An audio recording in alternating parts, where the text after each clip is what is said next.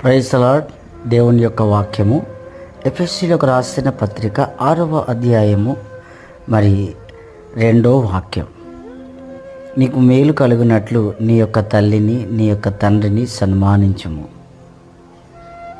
చూడండి, తల్లిదండ్రులను సన్మానించడం అంటే ఇంత భోజనం పెట్టి వాళ్ళకు వస్త్రాలు ఇచ్చి శాల్వా కప్పడం కాదు. మీ మనసులో దేవుని తర్వాత వాళ్ళకు ఒక స్థానం ఇవ్వాలి. వాళ్ళపైన ద్వేషము కోపం పెట్టుకోకూడదు. మనుషుల మాటలు కావచ్చు, ఇంకెవరైనా కావచ్చు, ఎవరు చెప్పినా కానీ వాళ్ళ మాటలు మనం పట్టుకొని తల్లిని తండ్రిని ద్వేషించకూడదు. వారిని సన్మానించాలి, వారిని గుర్తించాలి. వారిచ్చిన జన్మే కదా మనకు.